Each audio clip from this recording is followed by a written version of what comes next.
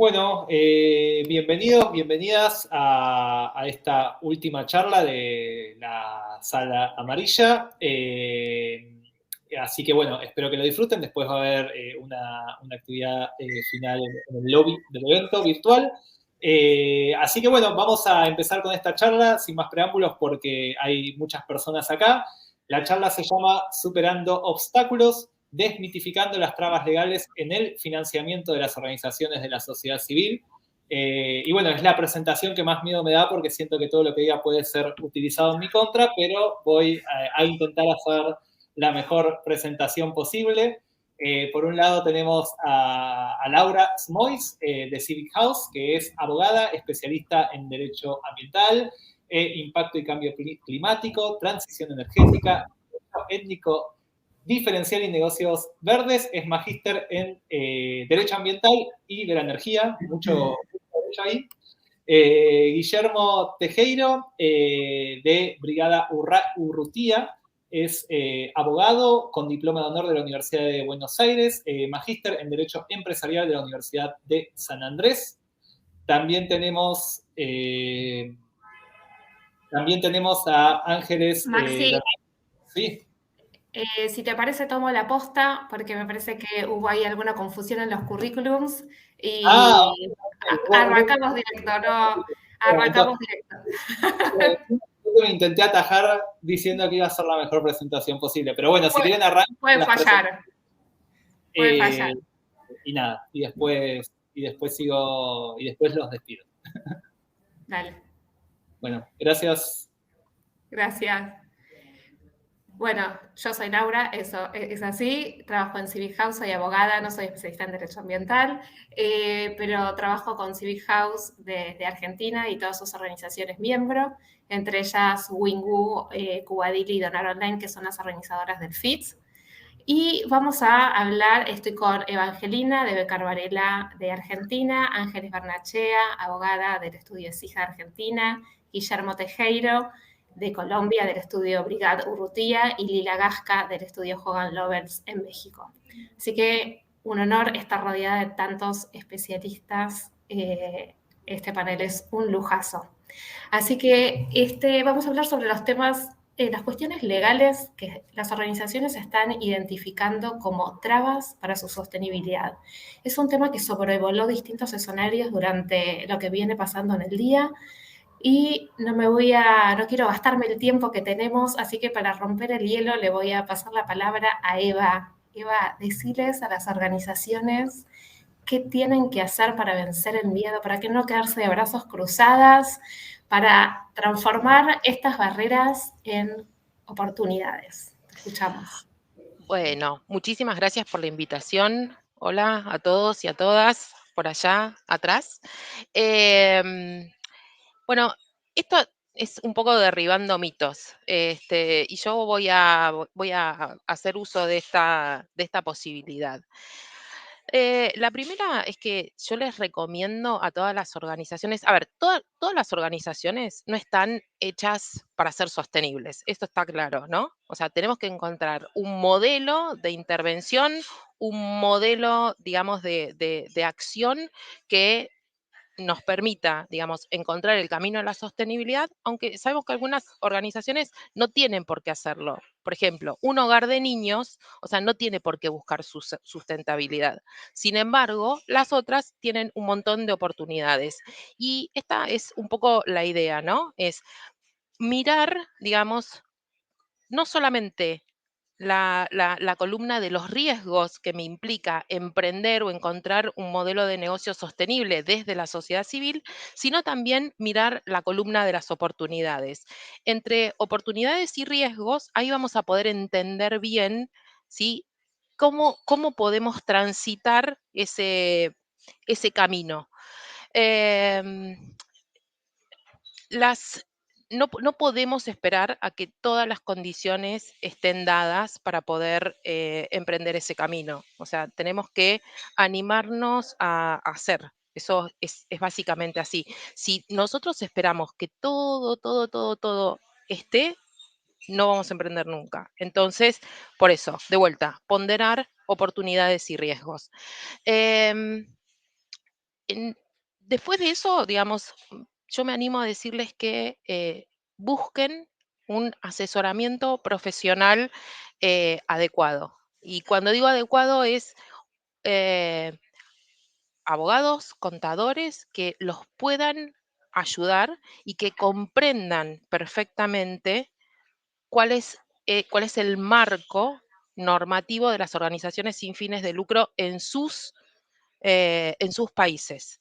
O sea, no cualquier abogado puede asesorar organizaciones sin fines de lucro porque no necesariamente está preparado para responder a todo.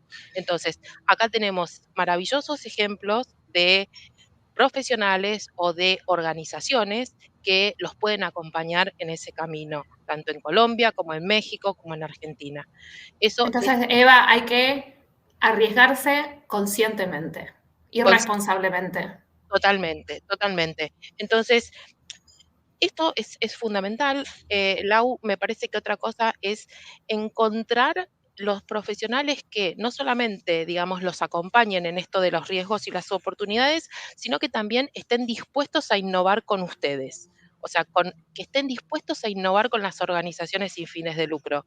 Nosotros acompañamos, por ejemplo, a Sumatoria, que ya lo estuvieron viendo, digamos, en el panel anterior, y tuvimos que hablar con los reguladores, ponernos en tema con los reguladores para que los reguladores pudiesen comprender las particularidades de las organizaciones sin fines de lucro y pudiesen adaptar la norma a, digamos, la particularidad de, en nuestro caso, las asociaciones civiles. Entonces, es importante que los profesionales que los acompañen también se animen a innovar junto con la sociedad civil.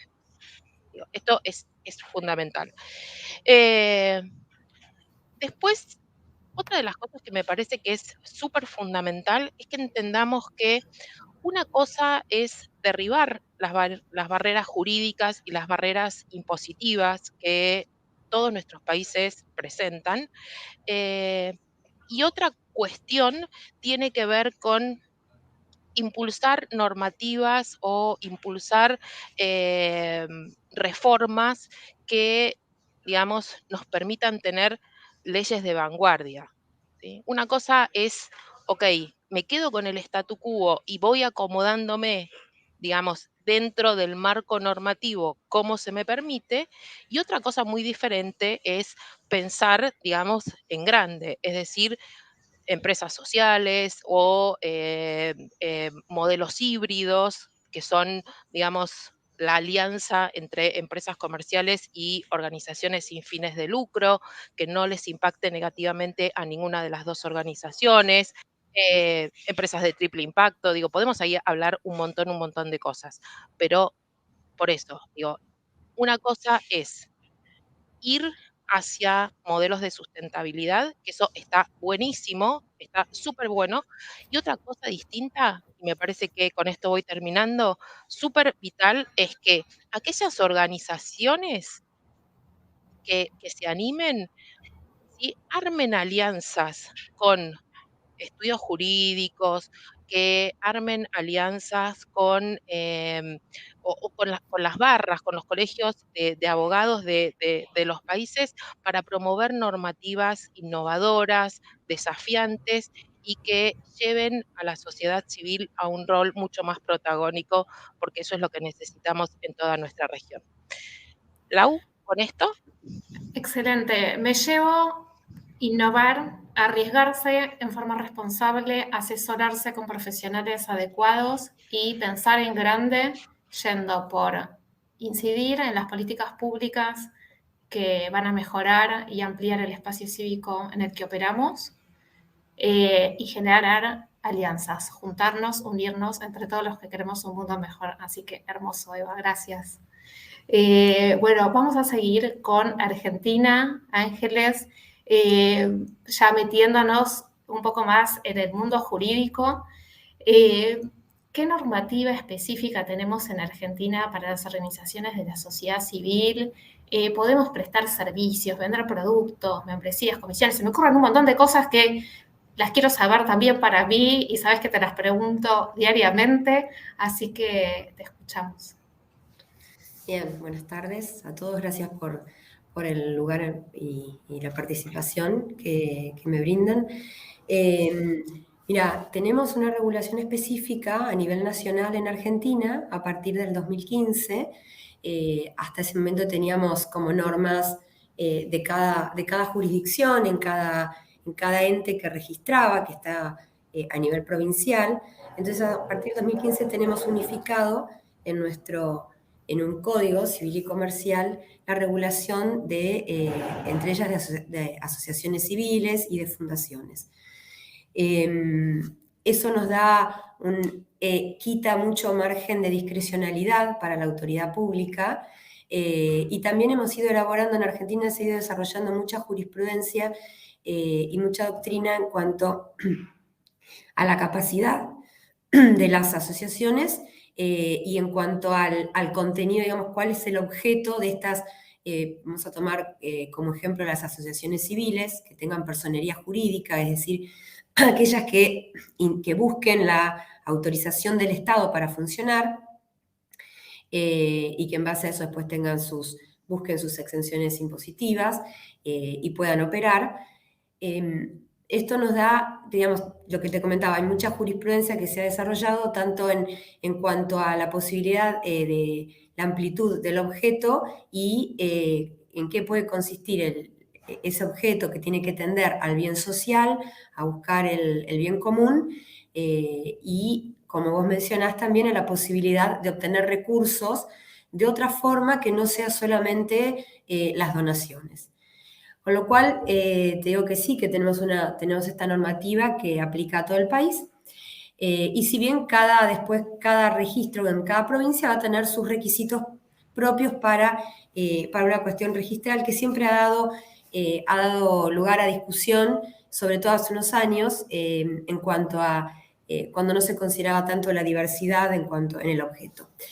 Ahora bien, con respecto a los recursos económicos que puede obtener una asociación, vos me decías que pensás en distintas formas y posibilidades de obtenerlas, y sí existen y puede hacerlas, por ejemplo, puede obtener esos recursos una asociación civil con personería jurídica, en tanto cumpla básicamente los dos requisitos fundamentales que tiene que tener en cuenta una asociación civil, que es mantener dentro de su finalidad el bien común y que esa actividad económica que está utilizando para generar recursos no tenga como fin principal el lucro.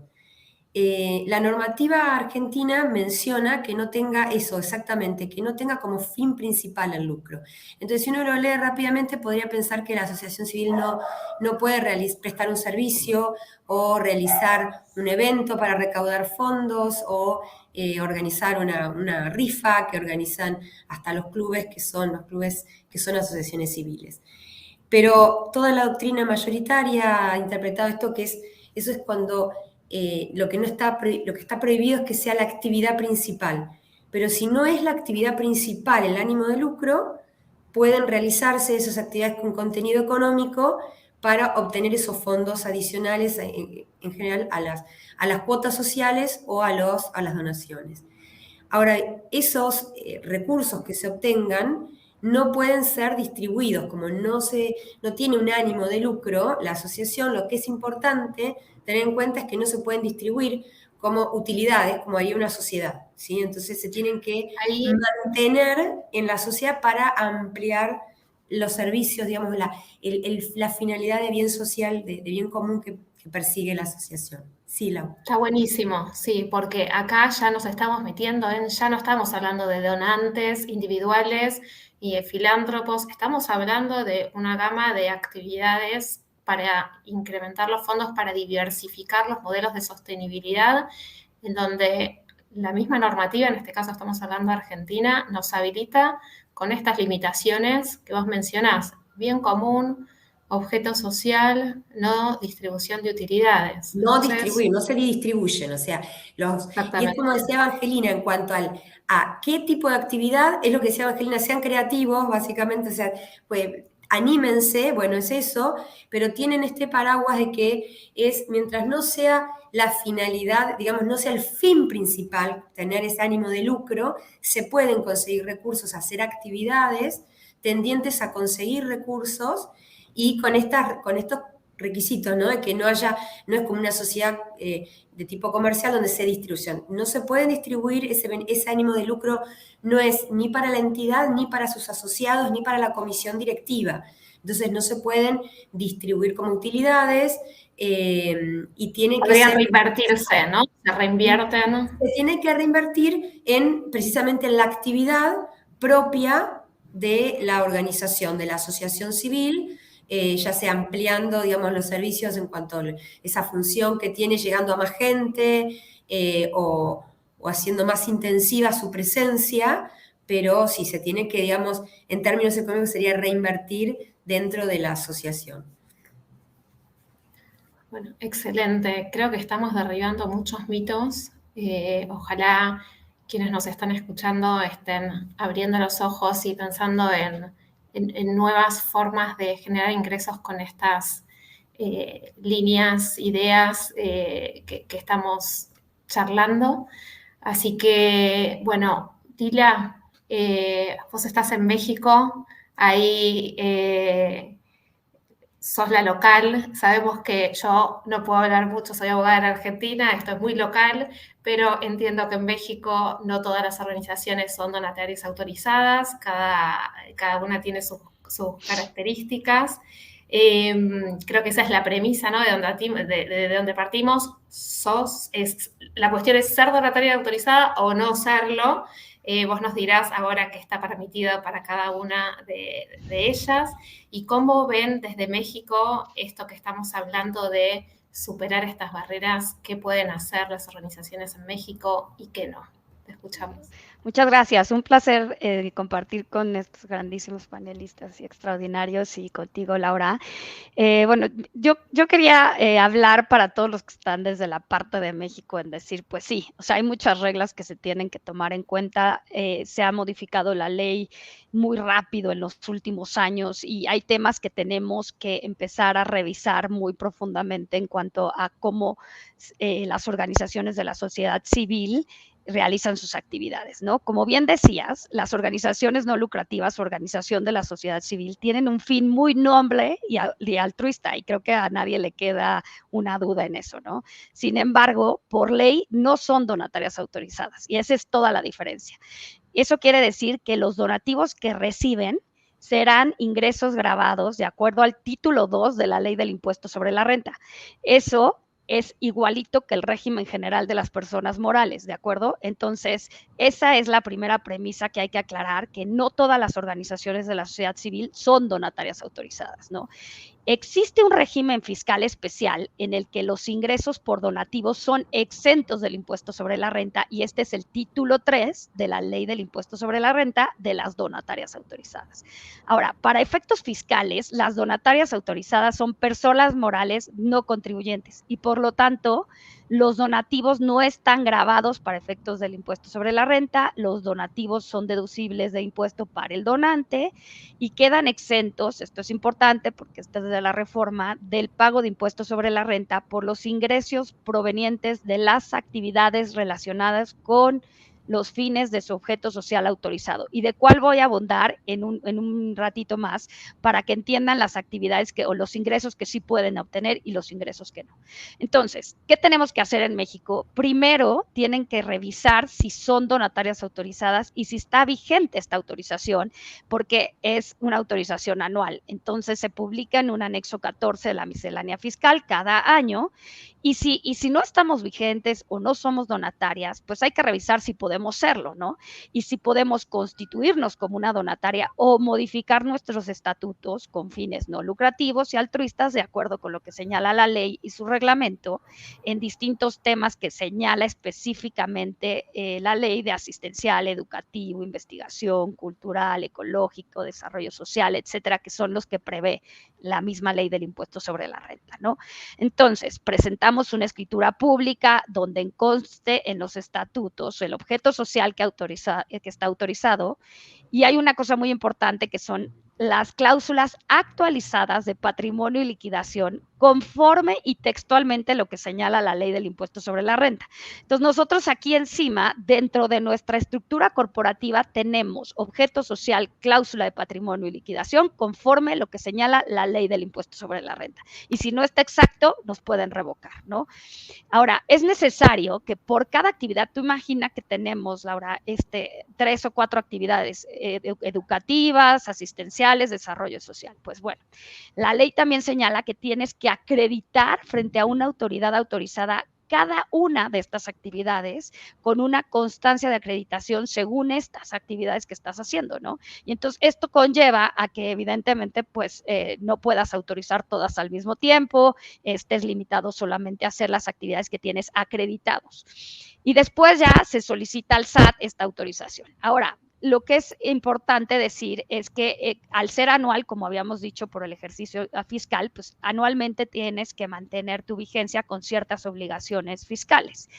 Y hay una obligación que también es nueva en la ley del impuesto sobre la renta, en que sus activos se deben destinar, y esto es importante, exclusivamente a los fines propios de su objeto social por el cual haya sido autorizado para recibir donativos deducibles del impuesto sobre la renta. Es decir, no todo lo que está en tu objeto social lo puedes hacer, sino solamente lo que tienes autorizado por el SAT.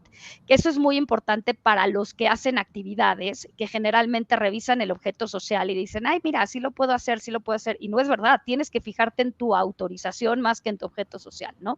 O sea que el objeto social puede ser más amplio que las actividades dentro de las cuales se considere con los beneficios de donataria autorizada. Exacto. Tú generalmente lo que hacemos es que hacemos un objeto social amplio, previendo que tú puedas ir pudiendo acreditar ciertas actividades dependiendo cuando las vayas haciendo.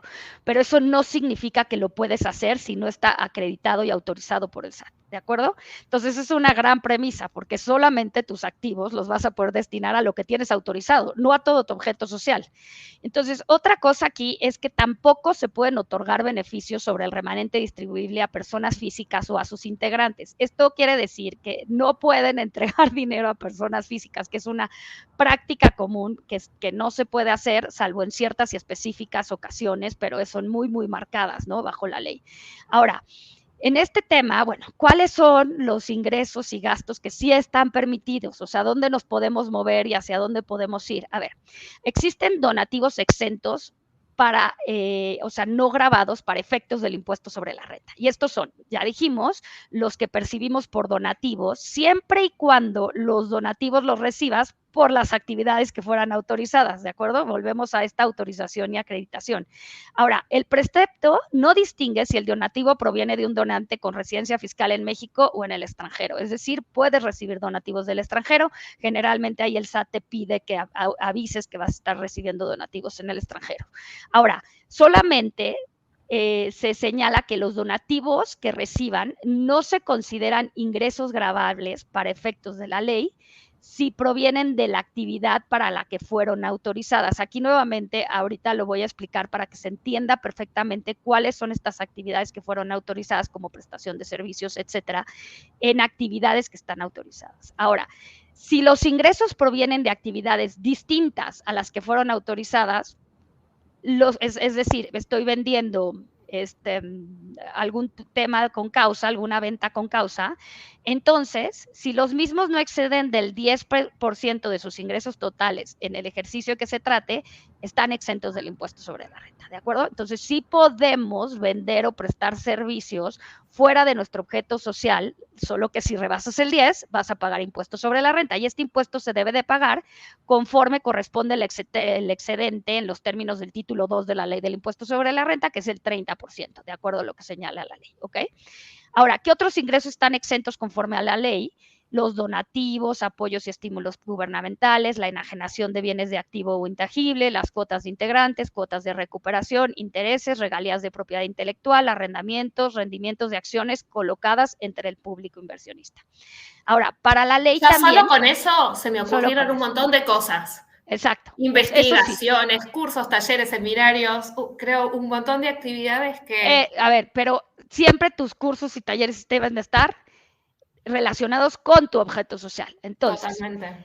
La cuota de recuperación que sí puedes cobrar a tu población que beneficias tiene también una definición legal. No puede ser la cuota que tú te imagines, ¿no? O sea, son los montos cobrados por la enajenación de bienes o prestación de servicios directamente relacionados con el objeto social o por los fines que te autorizaron, siempre que estos montos sean menores o iguales a los costos en los que incurra la donataria para la generación de los mismos, ¿no? Entonces, tú puedes hacer cuotas de recuperación diferenciadas en mayor o menor medida siempre que no topes estos costos. Ahora, ¿qué pasa con el tope del 50%, que es como el gran tema para todas las organizaciones? Es que se castiga la diversificación de fuentes de ingresos diversos, de actividades no relacionadas con el objeto social autorizado, ¿ok? Entonces, ¿qué pasa? Si tributas después del 10%, que ya habíamos hablado, vas a pagar un impuesto sobre la renta. Pero si rebasas más del 50% de esos ingresos de actividades no relacionadas con tu objeto social autorizados, entonces te van a revocar tu autorización. ¿De acuerdo?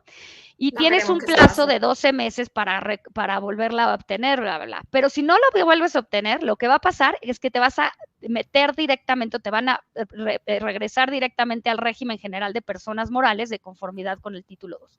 ¿Esto qué quiere decir? Que tenemos que entender que todas las organizaciones de la sociedad civil que no tienen vigente su autorización de donatarias están en el título 2 como una empresa y pagan impuestos sobre la renta sobre los donativos.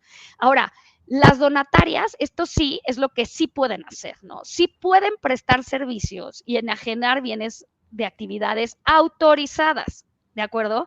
Entonces, sí se pueden generar ingresos por actividades que incrementen su patrimonio de la organización. No están prohibidas por ley estas actividades siempre que sean en actividades autorizadas. Ahora, la prestación de servicios y la enajenación de bienes relacionados con este objeto social está permitido y no son objeto del pago de impuestos sobre la renta, que eso es lo que hay que aclarar, ¿no? Está exento. Ahora, lo que sí es que hay que cuidar estos límites de ingresos por actividades no relacionadas con el objeto social para no llegar al 50%. Y esto, pues, evidentemente tienes que estar súper bien informado con especialistas, como decía Angelina, que conozcan estas obligaciones de carácter fiscal para evitar cualquier contingencia fiscal y la revocación de tu autorización. Y bueno, al final tienes que tener un control muy, muy intenso de tus ingresos para ver cuáles actividades están relacionadas y cuáles no, para no rebasar este 50%. Y luego existe un modelo híbrido, que es el cual hacemos mucho, que tiene que ver como este modelo de una asociación civil donataria autorizada y una empresa de triple impacto, ¿de acuerdo? En donde nosotros colocamos lo que sí puede hacer la donataria autorizada y lo que de plano está prohibido. Y ya que estás, o sea, si eres una organización de la sociedad civil, ya estás en título 2. Entonces, ¿por qué no ser ya una empresa directamente, ¿no? Que pueda prestar servicios comerciales, etcétera, y apoyar a la donataria autorizada. Ahora, estas dos pueden ser partes relacionadas, nada más que deben dar los avisos respectivos al Servicio de Administración Tributaria, el SAT de México, ¿no?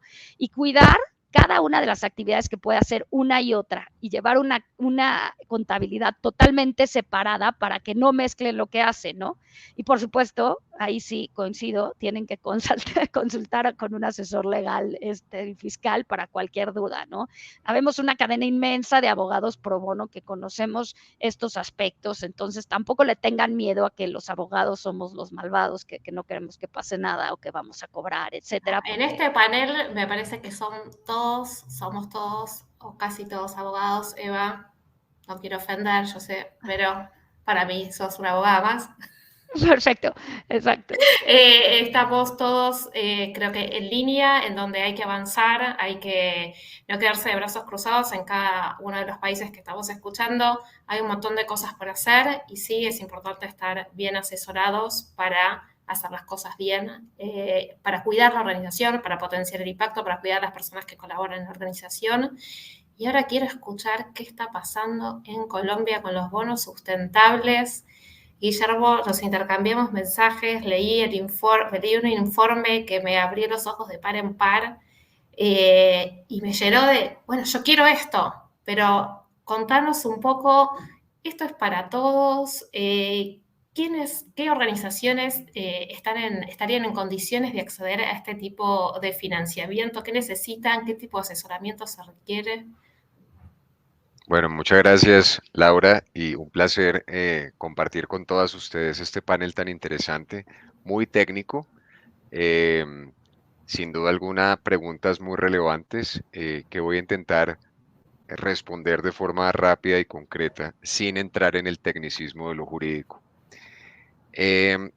Tal vez empezaría por decir que es importante reconocer, y tomo tu misma frase, la necesidad de que las señales regulatorias, como lo decías, Evangelina, se ajusten a los propósitos sociales y ambientales que despliegan ciertas entidades en el marco del desarrollo del principio de asociación.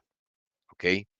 Nos unimos en función de propósitos específicos y la ley reacciona protegiendo y promoviendo esa asociación en función del propósito que persigue. Y la estructura que le damos desde el derecho debe ser consona con ese propósito para dispensar los tratamientos diferenciales que se requieran.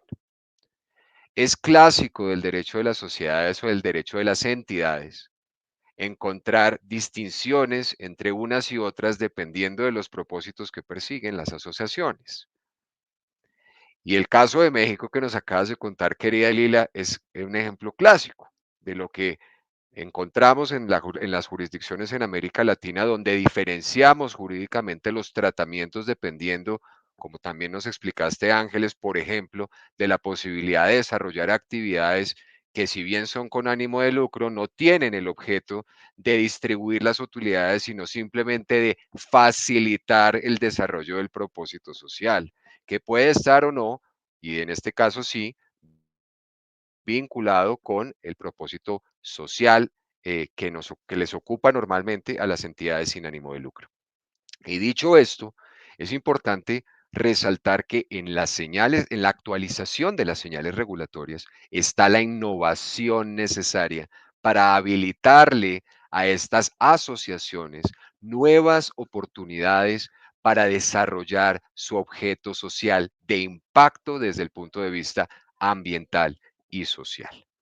Colombia es un ejemplo de esa actualización normativa, querida Laura. Hemos trabajado de forma muy significativa en 3 frentes.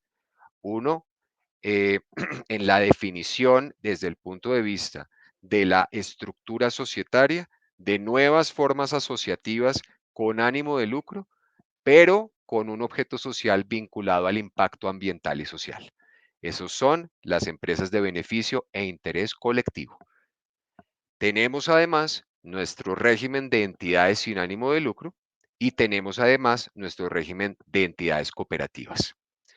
Las de sin ánimo de lucro hoy acceden, afortunadamente, a la posibilidad de los bonos, porque la norma del mercado de capitales habilita en el literal D, específicamente las habilita para que sean emisores de valores. Cuando nos referimos a la emisión de valores, fundamentalmente nos referimos a la posibilidad de que salgan al mercado de capitales a estructurar un mecanismo que les permita traer capital, y ese capital, con la condición que ya Ángeles nos explicaba en la Argentina, debe ser destinado de forma exclusiva al desarrollo del objeto social sin posibilidad de que las utilidades se distribuyan entre las personas que constituyen esa entidad sin ánimo de lucro. Desde el punto de vista de la señal regulatoria en Colombia nos han servido 2 cosas. La primera, que el mercado de los capitales se ha embarcado en un proceso franco de lo que llamamos enverdecimiento de las finanzas, donde hemos desarrollado una serie de directrices específicas para tener tipologías de bonos asociados al impacto, que puede ser de naturaleza ambiental o de naturaleza social.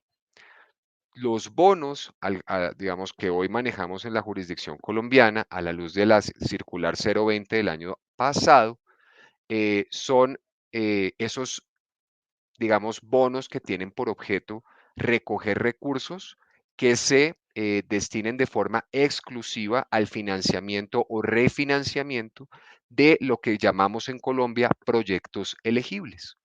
¿Qué son proyectos elegibles? Son activos, proyectos, inversiones o gastos relacionados con el apoyo de actividades de investigación o desarrollo que contribuyan al logro de objetivos ambientales, sociales, sostenibles o de lo que llamamos aquí la economía naranja, que es la inversión en la innovación en la tecnología.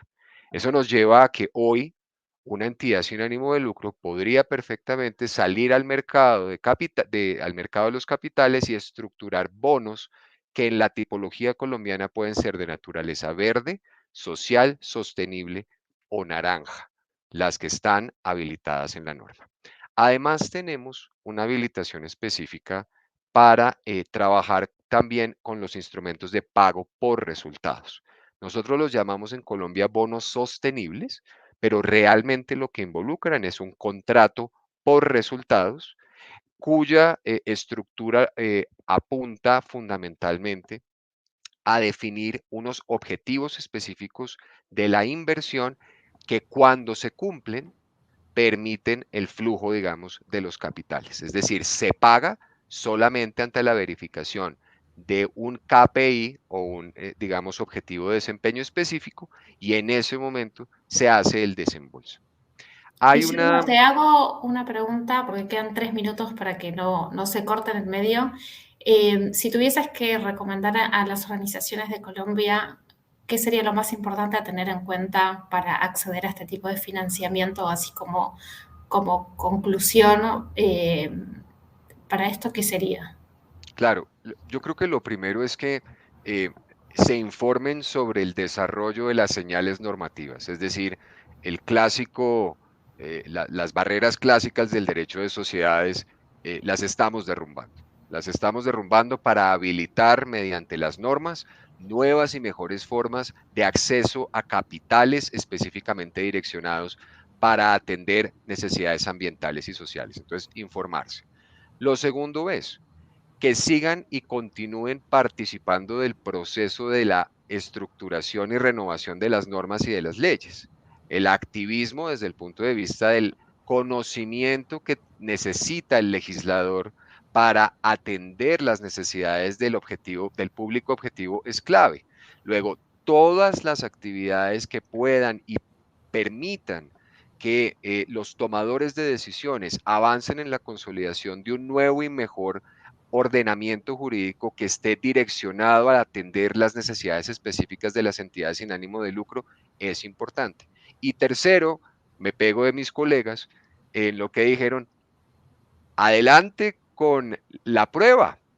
Hay muchas nuevas formas de financiarse que son importantes, que tienen además unos beneficios, por ejemplo, las tasas, digamos, de las emisiones y demás, el retorno puede estar vinculado a un KPI maravilloso, puede haber descuentos en las tasas increíbles y además, pues desarrollamos con una magnitud mucho mejor porque tengo acceso a grandes capitales a los que normalmente la donación no llega. O sea, animémonos todos a conocer más y por favor, pues como dijeron mis colegas también, si necesitan abogados, que sepan que estamos aquí no para limitar, sino para ayudar.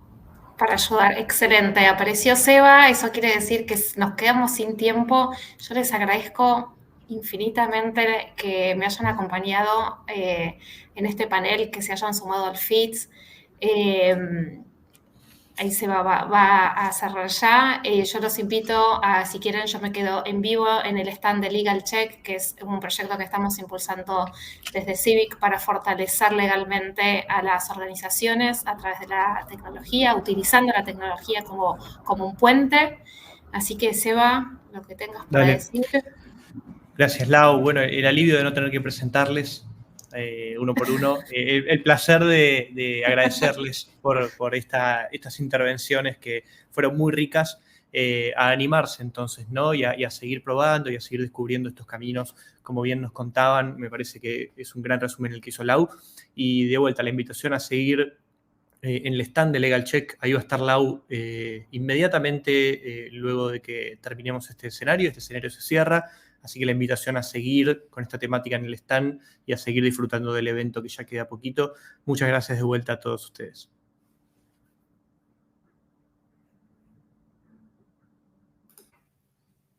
Gracias. Gracias, no sé si siguen escuchando, pero gracias, me parece salir espectacular.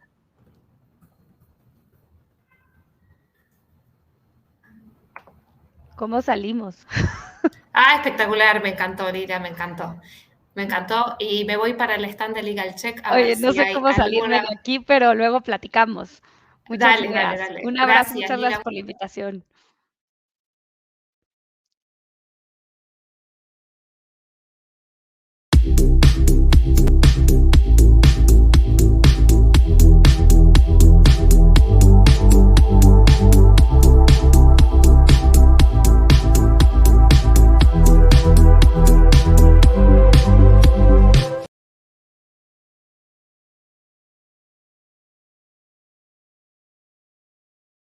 Thank you.